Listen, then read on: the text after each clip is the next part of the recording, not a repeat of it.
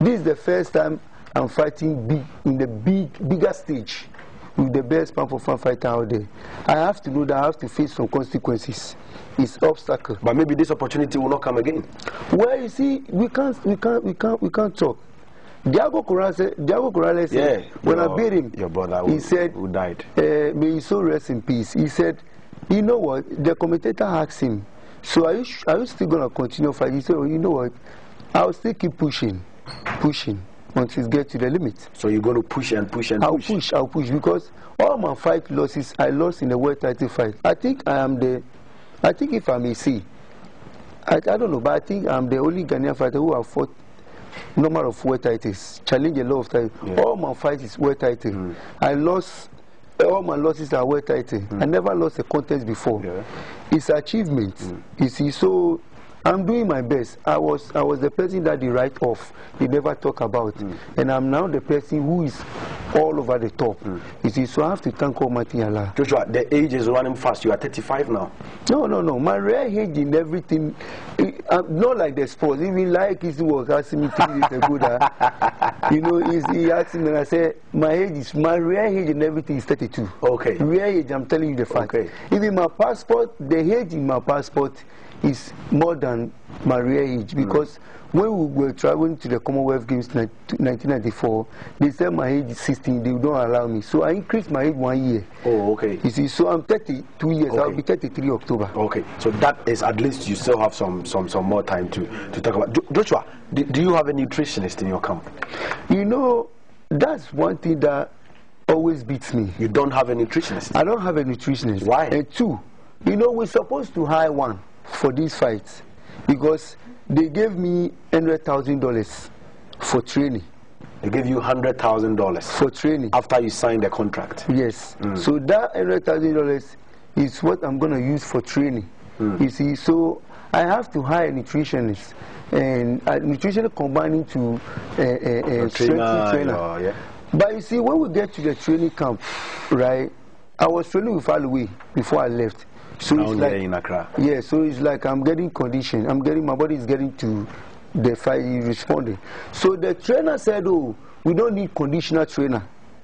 He's going to take care of it. So my friend called Kweku Jemfi, he's a very good cook. So he started cooking good, and even the food that he's giving me was okay. Was Kweku Jemfi cooking for you in America? He's the one that cooked at it. You sent him along? He cooks for you every time? Yeah, exactly. Okay, in the training camp? In the training camp. So he was cooking for you? Right. Was he the one who cooked the banku for you? It's not him. So how come Kweku Jemfi cooks for you every time you take it, you are okay, and then later you switch to something else? You know, this whole thing is like, it's like, I don't know. I just don't know. You know, the trainer said he don't want nobody to cook for me. You see, he said, Joshua, I don't want nobody to cook for you. Only you. Lenny said he doesn't want anybody he doesn't want nobody to cook for you. Only you, only Jeffy or your girl that will cook for you.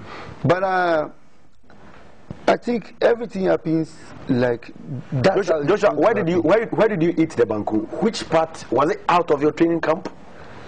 Well, you see, I just don't want to talk about this banku thing. But I think that is very good for our viewers. Well, you see, I told my friend I want somebody to be around me. Oh, okay. Because I haven't hit more than... Because you must make the weight. Right. Okay. Almost like getting to 6 weeks, and I haven't hit KK before. You see, so I want somebody around me. I'm feeling hungry. Yeah. I want somebody to be around me. So I told Kweku Jemfi not to go and cook. Okay. So I told my friend, can you please tell your wife to cook okra stew for me? And the guy said, why not? Okay. So there they cook the food. Even the reason why, I'm not saying that food make me lose the fight. No. I just want to establish one point, because you have a cook. You have confirmed to me you have an official cook. Even though you don't have a nutritionist, you have an official cook. So it would be strange to eat from your official cook and still go through that problem. That is the point I want to establish. Yeah. You see, so because he's my friend, and I know he's not gonna do nothing to me. Okay. You see, he's a very nice person, and the wife too. So they cook the food for me. Fortunately for me, it doesn't work. Not like the food itself, but maybe if I may say, I haven't hit KK and that kind of food for a long time. I should have taken it slow. But as soon as I come from the way, the first food I ate was the food. Okay. I was eating it crazy because I'm so hungry. You have been hungry for so long. Exactly. Okay. But I think it doesn't work with the system because the system don't do that. Okay. Well, Joshua, enough about the Banku issue. I think we have a lot to say about what plans you have for Ghana boxing, but and other issues. But you have fought Pacquiao out of nothing. You got the opportunity. You have fought him. Now, how will you describe Manny Pacquiao? The opponent that you have seen in your boxing career before you fought him, and then after you fought him. And I remember watching one of your interviews when you said that he's a boxer that you respect so much. After fighting him, has your perception changed about him? I respect him the same way I said. You see, but about him, I even said he's not a special fighter. He's just a one. He's just some few qualities. Yes, one fighter. That fighter is to throw punches because he's a smaller guy from life right to where he is. So in actual fact, if he makes the weight and he can take punches, he can beat most of the guy because he's a little guy from where he is. You see, but when you're talking about special fighters, I think Oscar De La Hoya, Ray Jones, they are the special fighters because they can create something in the game. But Manny Pacquiao is just some normal fighter. But now he's the fighter of the decade. Sure. You see, because of the way he's performing, I have respect for him. I have respect for all my opponents. You see, and but you know, I lost to him because I have to lose that day. Could this have been the most difficult fight you've had in your career? No, not really.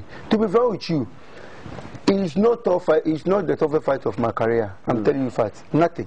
I feel normal like Margarita Couto. The toughest fight of my career is the Richard Gutierrez guy. Okay. He's the toughest fight. I feel normal. The only thing is I don't do my job. I don't throw the hands. If like I do, I would have beat him. By the end of the day, I can tell everybody that I wasn't there because I have a very rough day.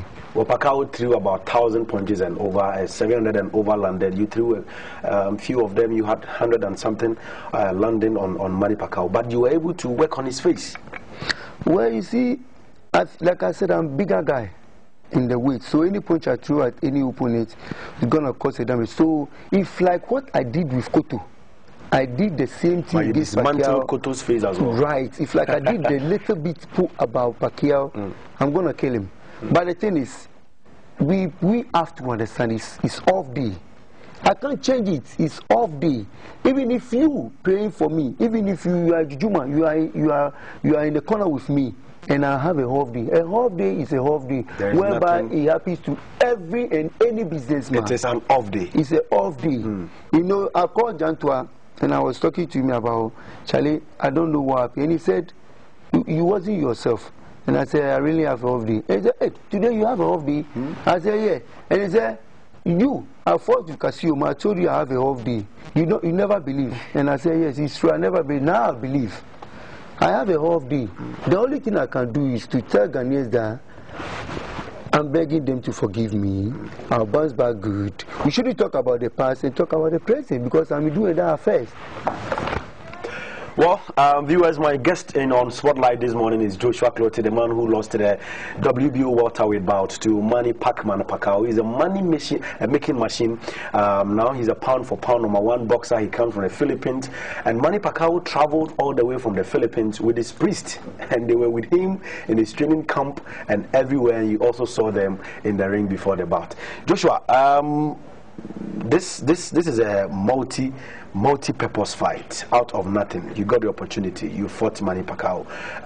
Do you foresee any opportunity of bouncing back because you still maintain your position and now it doesn't look that bright for you after this fight? The same Cotto fight, the same way people talk about. People said my loss with Cotto will cause me not to fight with the bigger guys.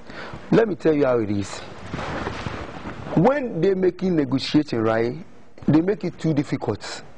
You see, everybody wants this, everybody wants that. And they know there are people that they can't give good fights. They know I always give good fights. You see, you are here, I'm here. Yeah. Let's see what happens.